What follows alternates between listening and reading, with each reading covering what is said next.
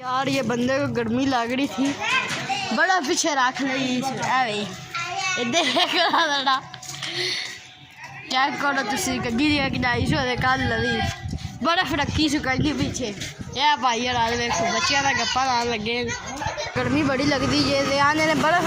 कंजी की करिए दसो ऐसा शनाख्ती काज है जा शनाख्ती काज भी कोई नहीं थाना माजो स्कूटर है मैं कि स्कूटर की कापी लैकर वो भी कोई नहीं उन्होंने गिरफ्तार किया जाता है। यार की हो गया बाली गर्मी पै रही दसो एक बार मरियो नवाज को शिकायत करनी है फिर की आने दसो ना करनी जो मैं नंबर 9 च तेन जाना आ मरियो नवाज को शिकायत करो गर्मी बड़ी पै रही गली गली में एसी लवा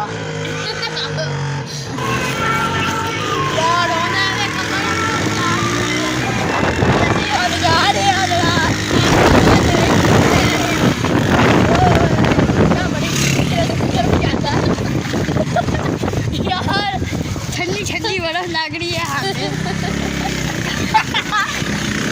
यार गिरने लगे हैं यार क्या करेंगे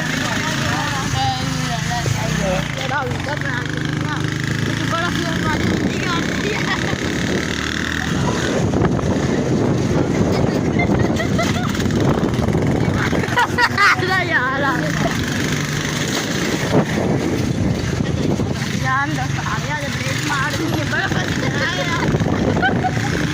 यार मजा तो वो जिला बस हो गई तो यार देख दे माला जी आ गई ऐसी हो देखे अरे बाजी आज देखो सारी गिल्ली हुई पेश यार दे सुई ही करदा रहा चल ठीक है आप आइए